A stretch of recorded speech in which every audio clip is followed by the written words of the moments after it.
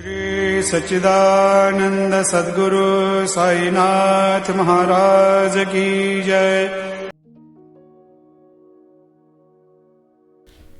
Sri Sai Satcharitra, Chapter 33. Greatness of Udi. Scorpion sting and plague cases cured, Jamner miracle, Narayan Rao's sickness, Bal Bua Sutar, Appa Sahib Kulkarni, Hari Bhav Karnik. In the last chapter, we described the greatness of the Guru. Now in this, we will describe the greatness of Udi. However, both are interlinked. The greatness of Udi is due to the spiritual grandeur of Baba. Preliminary. Let us now bow before the great saints.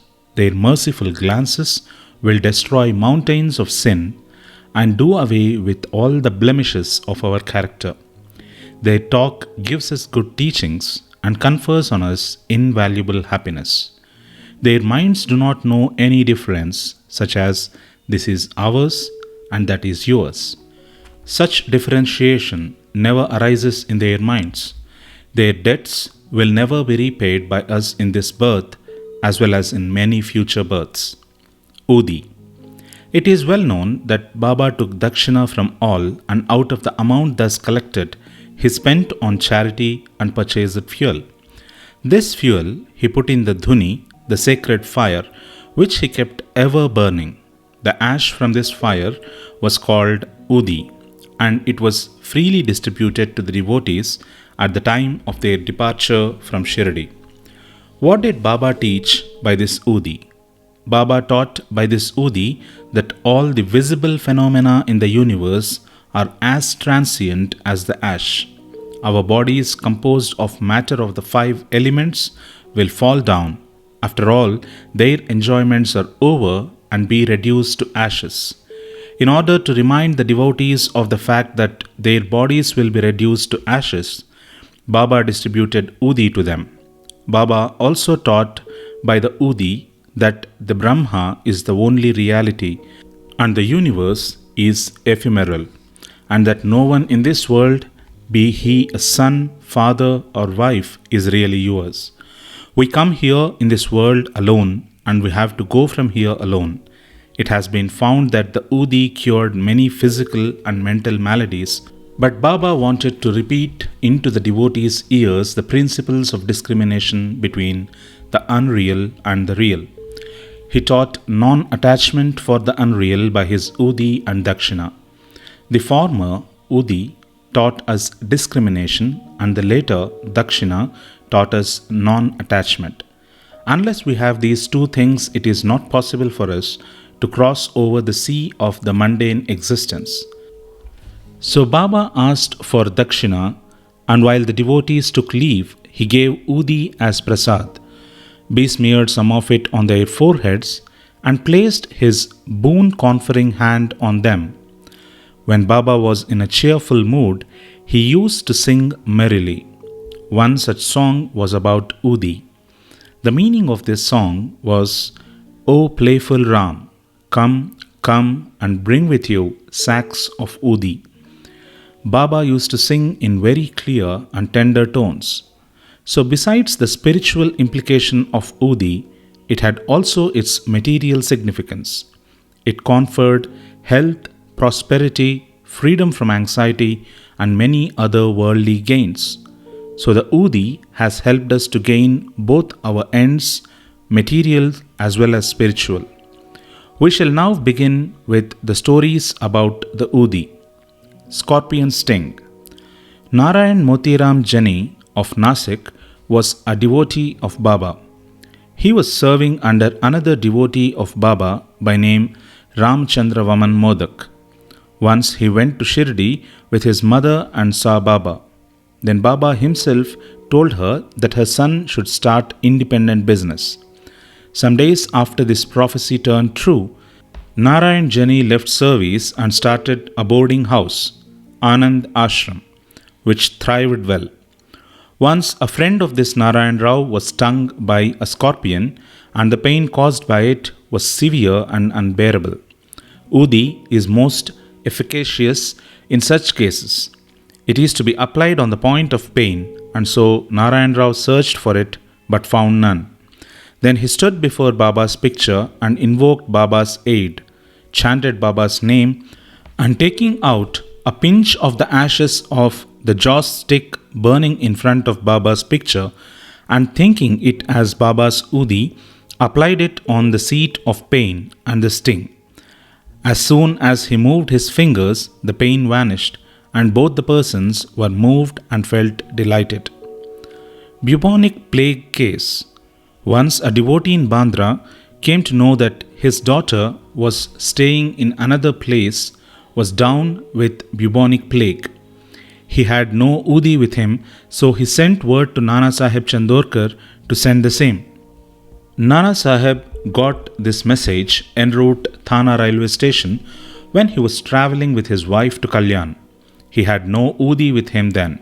He therefore took up some dust from the road, meditated upon Sai Baba, invoked his aid, and applied it to his wife's forehead. The devotee was very glad to learn that his daughter, who was suffering for 3 days, began to improve from that very moment. Nana Sahib invoked Baba's aid near the Thana railway station. The Jamner miracle. In the year 1904-05, Nana Sahib Chandorkar was Mamaltadar at Jamner in the Khandesh district, which is more than 100 miles from Shirdi. His daughter, Mainatai, was pregnant and was due to deliver. Her case was very serious and she was suffering from labor pains for the last 2 or 3 days. Nana Sahib tried all remedies but in vain. He then remembered Baba and invoked his aid. There in Shirdi, one Ramgiri Bua, whom Baba called Bapugir Bua, was leaving for his native place in Khandesh. Baba called him and told him to stop at Jamner on his way home and give the Udi and Aarti to Nana Sahib.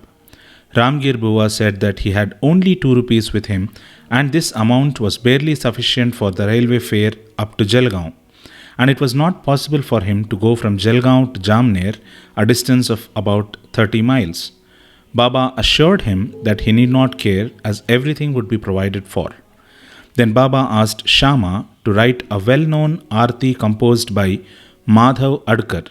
Aarti and translation of this is given at the end of this work, and gave a copy of it with Udi to Ramgir Bua to be delivered to Nana Sahib. Then relying on Baba's words, Ramgir Bua left Shirdi and reached Jalgaon at about 2:45 am. He had only 2 annas left with him and he was in a plight. To his great relief, he heard somebody calling out, "Who is Bapugir Bua of Shirdi?" He went to him and told him that he was Bapugir Bua. Then the person, professing to be sent by Nana Sahib, took him to an excellent tonga with a good pair of horses. They both drove in it. The tonga ran fast and early in the morning they came to a brooklet. The man took the horses for watering them and he asked Ramgir Bua to partake of some eatables. On seeing the beard, moustache and the livery of that person, Ramgir Bua suspected him to be a Muslim and was unwilling to take any refreshments from him, but he satisfied Ramgir Bua by saying that he was a Hindu, a Kshatriya of Gharwal, and that Nana Sahib had sent these refreshments, and there should be no difficulty in its acceptance. Then both of them took the refreshments and started again. They reached Jamner at dawn. Ramgir Bua alighted to attend a call of nature and returned within a few minutes, but found that there was no tonga and no driver. He was dumbfounded. Then he went to the neighboring Kacheri and on making inquiries learned that the Mamaltadar was at home. He went to Nana Sahib's house and gave to Nana Sahib Baba's Udi and Aarti. At this time, Maintai's case was in the most serious condition and all were in deep anxiety about her. Nana Sahib called out his wife and asked her to give the Udi mixed with water to their daughter to drink. He thought that Baba's help was most opportune. In a few minutes came the news that the delivery was safe and that the crisis had passed away. When Ramgir Bua thanked Nana Sahib for the paean tonga, and the refreshments, etc. The latter was greatly surprised as he had sent none to the station and was not aware of any person coming from Shirdi. Mr. B.V. Dev of Thana, retired Mamaltadar, made enquiries about this matter with Bapurao Chandorkar, son of Nana Sahib, and Ramgir Bua of Shirdi, and after satisfying himself, wrote an elaborate article, part prose and part poetry, in the Sri Sai Leela magazine, volume 13, numbers 11, 12, and 13. B.V. Narasimha Swami has also taken down the statements of 1. Mayanatai, number 5, page 14, and Bapu Sahib Chandorkar, number 20, page 50, and Ramgir Bua, number 26, page 83, dated 1st June 1936, 16th September 1936, and 1st December 1936, respectively, and published them in his Devotees' Experiences, Part 3. The following is quoted from Ramgir Bua's statement. One day, Baba called me to him and gave me a packet of Udi and a copy of Baba's Aarti. I had to go to Khandesh at that time. Baba directed me to go to Jamner and told me to deliver the Aarti and Udi to Nana Sahib Chandorkar at Jamner. I said to Baba that all I had was rupees 2 and asked him how that could take me by train from Kopargaon to Jalgaon and next from Jalgaon to Jamner. Baba said, God will give. That was a Friday and I started at once. I reached Manmad at 7:30 p.m. and Jalgaon at 2:45 a.m. At the time, plague regulations were in force and I had much trouble. I was to discover what I should do to get to Jamner. At about 3 a.m., a peon in boots, turban, and equipped with other details of good dress came to me and took me to a tonga and drived me on. On the way at Bagur, I took refreshments. We reached Jamner early in the morning, and by the time I attended Call of Nature, the tonga and its driver had disappeared. Page 83. Narayan Rao. Bhakta Narayan Rao, father's name and surname are not given, had the good fortune to see Baba twice during the latter's lifetime. 3 years after passing away of Baba in 1918, he wanted to come to Shirdi but could not. Within a year of Baba's Mahasamadhi, he fell sick and suffered much. All possible remedies gave him no relief, so he meditated on Baba day and night. One night, he had a vision. Baba came through a cellar, comforted him, saying, "Don't be anxious. You will be improving from tomorrow, and within a week you will be on your legs." Narayan Rao got perfectly well within the time indicated in the vision. Now, the point for consideration is this. Was Baba living because he had the body, or was he dead because he left it? No, Baba is ever alive, for he transcends both life and death. He who loved him wholeheartedly gets response from him at any time and at any place. He is always by our side and will take any form, appear before the devout Bhakta and satisfy him. Appa Sahib Kulkarni. In 1917, Appa Sahib Kulkarni was transferred to Thana and began to worship Baba's picture presented to him by Bala Sahib Bhate. In real earnest, he did the worship. He offered flowers, sandal paste, and naivedya daily to Baba in the picture and longed intently to see him. In this connection, it may be remarked that seeing Baba's picture earnestly is equivalent to seeing him in person. The following story illustrates this statement. Balbua Sutar. A saint of Mumbai named Balbua Sutar, who on account of his piety, devotion and style was called Modern Tukaram, came to Shirdi for the first time in 1917. When he bowed before Baba, the latter said, "I have known this man for 4 years." Balbua wondered and thought, how could that be, as that was his first trip to Shirdi? But thinking about it seriously, he recollected that he had prostrated himself 4 years ago before Baba's portrait at Mumbai. and was convinced about the significance of Baba's words. He said to himself how omniscient and all pervading are the saints and how kind are they to their devotees. I merely bowed to his photo, but this fact was noticed by Baba, and in due time he made me realize that seeing his photo is equivalent to seeing him in person. Now we return to Appa Sahib's story. While he was in Thana, he had to go on tour to Bhiwandi and was expected to return after a week. In his absence, the following wonderful thing took place on the third day. At noon, a fakir turned up at Appa Sahib's house. His features resembled exactly those of Baba's photo.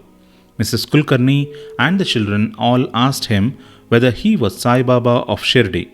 He said no, but that he was an obedient servant of his, and came there at his order to enquire after the well-being of the family. Then he asked for dakshina. The lady gave him a rupee. He gave her a small packet of udi and asked her to keep this in the shrine. Then he left the house and went away. Now hear the wonderful leelas of Sai. Appa Sahib could not proceed with his tour as his horse fell sick at Bhiwandi. He returned home that afternoon and learned from his wife about Fakir's visit. He got very restless as he did not have the darshan of the Fakir. Moreover, he did not like that only 1 rupee was paid to him as dakshina. He said that had he been present, he would have paid not less than 10 rupees. Then he immediately started in quest of the Fakir and searched for him in the masjid and other places without taking any food. His search was in vain. He then returned home and took his food. The readers may remember her Baba's dictum in chapter 32 that God's quest should not be made on an empty belly. Then after meals, he went out for a walk with a friend, Mr. Chitre. After going some distance, they saw a man approaching them rapidly. Appa Sahib thought that he must be the fakir that came to his house at noon, as his features tallied with those of Baba in the photo. The fakir immediately put forth his hand and asked for dakshina. Appa Sahib gave him a rupee. He demanded again and again, and so Appa Sahib gave him 2 more. Still he was not satisfied. Then he borrowed rupees 3 from Mr. Chitre and gave them to him. He wanted still more. Appa Sahib asked him to accompany him to his home. Then they all returned home, and Appa Sahib gave him 3 rupees, in all 9. He looked unsatisfied and demanded again. Then Appa Sahib told him that he had a currency note of rupees 10. The fakir asked for the same, took it and returned the 9 rupees and went away.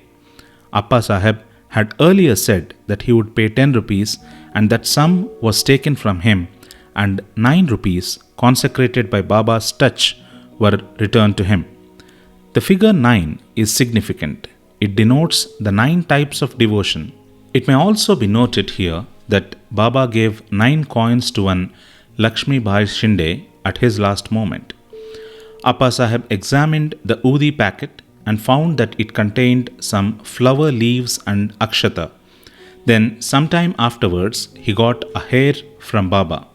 When he saw him at Shirdi, he put the udi packet and the hair in a tabiz and wore it always on his arm. Appa Sahib realized the power of the udi. Though he was very efficient, he got rupees 40 as pay in the beginning, but after he secured Baba's photo and his udi, he got many times more and also got much power and influence, and along with these temporal benefits, his spiritual progress was also rapid. So those who are fortunate enough to get Baba's udi should after bath apply it on the forehead and take some of it mixed with water as holy teeth. Hari Bhav Karnik. In 1917, Hari Bhav Karnik of Dahanu, Thana district, came to Shirdi on the Guru Purnima day in the month of Ashada and worshipped Baba with all his formalities. He offered clothes and dakshina, and after taking Baba's leave, got down the steps of the masjid. Then he thought that he should offer 1 more rupee to Baba and was just turning to climb up again when Shama signaled him by gesture that as he had got Baba's leave, he should go and not return. So he started for home. On his way, when he went into the temple of Kalaram at Nasik for darshan, the saint Narsingh Maharaj, who used to sit inside the temple, came to Hari Bhav, caught him by his wrist, and said, "Give me my 1 rupee." Karnik was surprised. He paid the rupee most willingly and thought that Sai Baba recovered the rupee which he intended in his mind to give through Saint Narsingh Maharaj. This story illustrates the fact that all saints are one and illustrates how they work in unison. Bow to Sri Sai. Peace be to all.